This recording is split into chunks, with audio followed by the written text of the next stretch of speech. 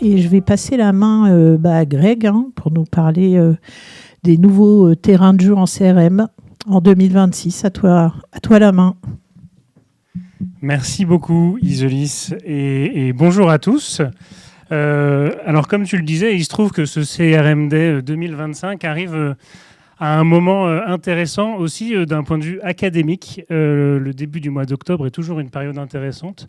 À minima, une fois par an, vous le savez maintenant pour une raison, c'est la publication annuelle désormais du livre blanc édité par le CCM, le Center for Customer Management, un groupe duquel Numberly est un partenaire fondateur. Vous le savez, c'est un petit groupe d'une quinzaine d'enseignants-chercheurs en marketing et en relations clients qui, une fois par an, se réunit dans une fac, souvent à Dauphine, parfois à Assas, pour essayer d'identifier une quinzaine d'articles de recherche, donc publiés dans des revues scientifiques, qui peuvent avoir un écho particulièrement intéressant du point de vue de la pratique des relations clients et des programmes CRM. Donc c'est une sorte de best-of annuel qu'on a digéré pour vous en essayant d'en extraire des takeaways concrets.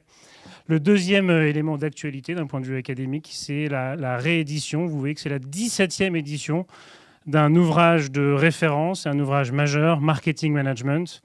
Le titre ne nous parle pas forcément, par contre, quand on a eu des cours de marketing, on connaît son auteur principal, Philippe Kotler, c'est peut-être le seul prof de marketing qu'on connaît. D'ailleurs, ce bouquin, on l'appelle souvent le Kotler, à proprement parler.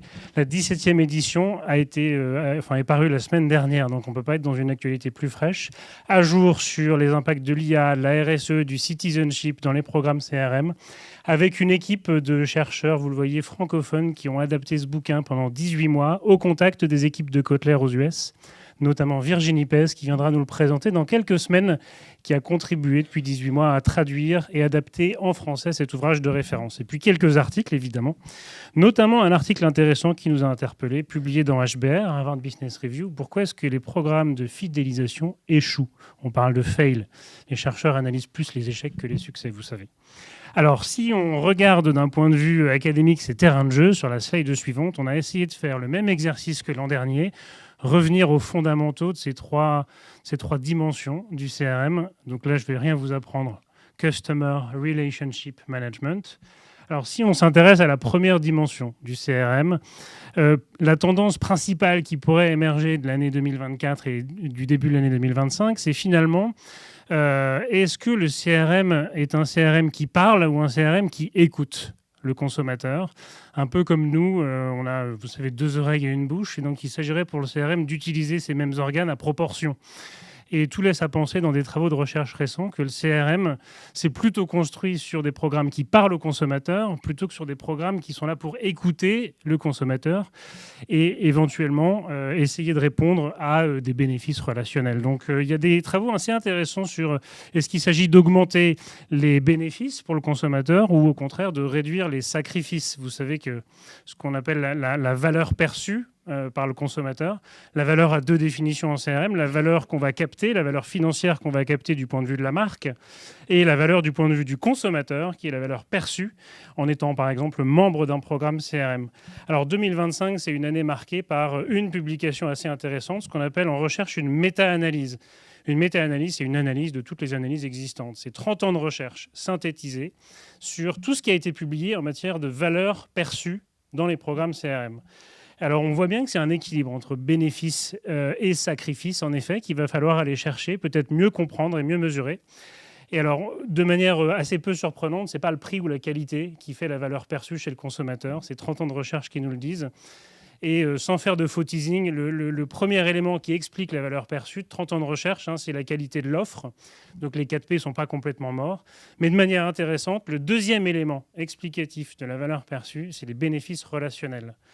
Alors, de ce point de vue-là, on voit par exemple que des bénéfices qui ont été très peu mesurés jusqu'à présent, par exemple les bénéfices de personnalisation de la relation dans un programme CRM, constituent de la valeur perçue pour les consommateurs qui sont membres d'un programme qu'on mesure assez mal, mais on sait que ça génère de la satisfaction et du bouche à oreille.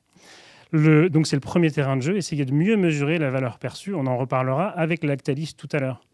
Le deuxième terrain de jeu autour d'un CRM qui parle ou d'un CRM qui écoute, c'est justement l'article dont je parlais de HBR, Harvard Business Review, qui vient d'avoir 1 an. Il a été publié en octobre 2024. Il fait le constat, et beaucoup d'études nous le disent, notamment l'étude de CMO Survey aux États-Unis, nous disent quand on interroge des CMO aux États-Unis, en général, alors les études convergent à peu près, hein, mais dans l'étude d'Harvard, c'est 68% des CMO qui déclarent que leur programme de fidélisation est un échec ou n'atteint pas les objectifs initiaux, n'adresse pas les objectifs. Donc plus de 2/3, vous voyez. Alors le point commun et l'analyse qui est faite, c'est qu'en fait beaucoup de ces programmes, historiquement, récompensent deux choses. D'abord, ils récompensent beaucoup de transactions et ils sont toujours dans une logique, en effet, transaction contre récompense. Et c'est sûrement le point commun de beaucoup de ces programmes qui, parfois, n'adressent pas les objectifs initiaux. Alors peut-être que sortir du tout transactionnel avec de la collecte de données de lifestyle, de données d'habitude, de données d'attitude aussi, pourrait constituer un terrain d'innovation et un terrain de jeu intéressant pour 2026. On va évidemment reparler de conversationnel et de l'arrivée de WhatsApp en 2026 dans les stratégies clients. Peut-être que 30 ans après, le marketing va vraiment devenir conversationnel. Sommes-nous prêts en tant que spécialistes du CRM, équipés, d'un point de vue du UX par exemple, de Journey, à répondre à toute heure du jour et de la nuit à des consommateurs qui commencent à interagir proactivement avec nous sur des plateformes conversationnelles? Ça va être un terrain de jeu assez passionnant. Si on s'intéresse au M de management maintenant, il y a un terrain de jeu intéressant du point de vue de la recherche qui finalement nous dit, en management, on s'intéresse beaucoup à la modélisation et au modèle, hein, au sens large.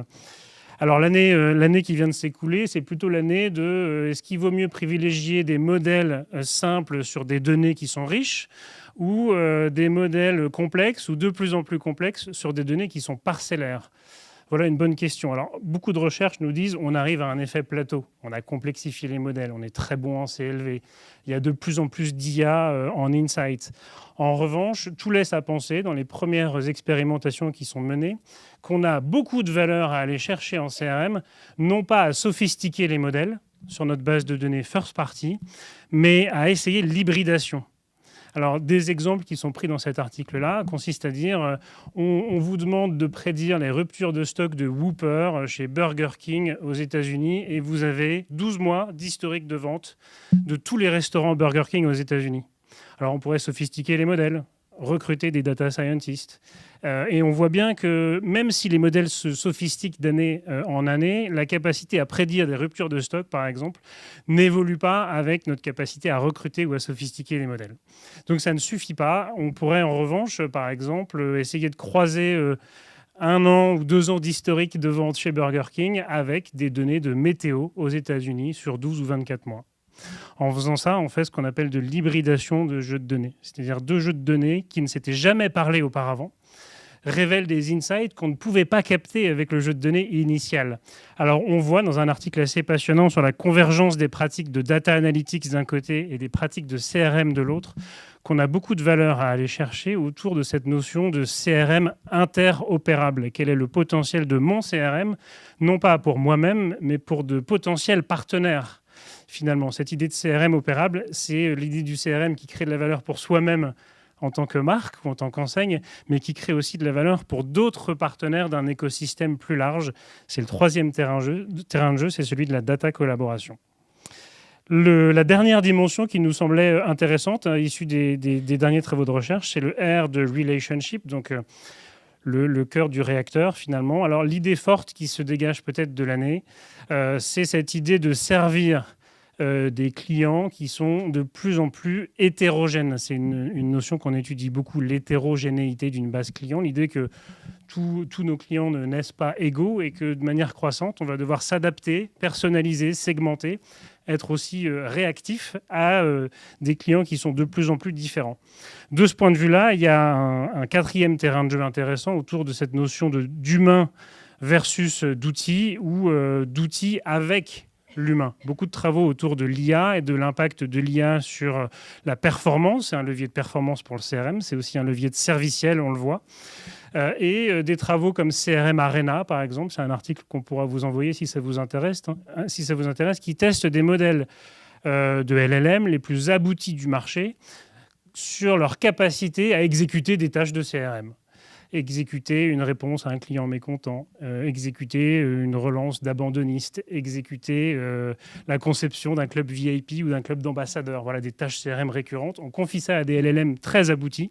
Conclusion, plus d'1 tiers de ces LLM, même très aboutis, échouent. l'humain fait mieux avec un outil de marketing automation.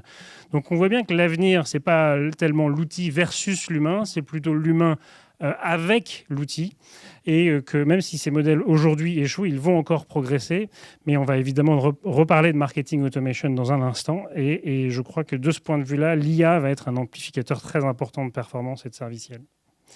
Alors si on s'intéresse à notre dernier terrain de jeu, toujours autour de cette idée de servir des clients qui sont de plus en plus hétérogènes, on a une publication qui est assez originale et qui s'intéresse à un sujet sous-exploré très clairement dans nos stratégies clients.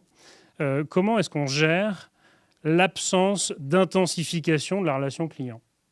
Alors c'est un article qui ne s'intéresse pas à la relation marque-consommateur, mais qui est basé sur du charity, donc qui s'intéresse au domaine des ONG et qui analyse des comportements de bénévoles. Alors ils nous disent, dans les comportements de bénévolat, on retrouve effectivement des clients hyper engagés et des mécaniques d'engagement qui fonctionnent bien pour recruter, par exemple, de nouveaux bénévoles. Alors, qu'est-ce qui se passe quand, dans le domaine du charity, on doit faire face à des relations beaucoup plus épisodiques, beaucoup plus parcellaires, parfois intéressées, voire même franchement opportunistes. Voilà une zone d'ombre du CRM, mais qui est extrêmement intéressante parce que potentiellement réplicable à une relation marque-consommateur. C'est l'idée du 5e terrain de jeu qui est un marketing et un CRM beaucoup plus inclusif et accessible. Et je crois que le terrain de jeu du CRM, au-delà de mon cœur de cible et au-delà de mécaniques d'engagement qui visent à toujours plus d'engagement, toujours plus de clics, toujours plus de visites par exemple, constitue, je crois, un terreau d'innovation particulièrement intéressant. À quoi va ressembler le CRM inclusif et à quoi va ressembler le CRM accessible demain, c'est-à-dire le CRM pour toutes et pour tous. Voilà 5 terrains de jeu qui ont guidé le programme de notre après-midi. Je vous remercie et puis je vous souhaite un excellent CRMD. Merci Greg, c'était limpide et passionnant. On aurait pu t'écouter pendant des heures, mais je vous propose quand même de démarrer avec la première table ronde.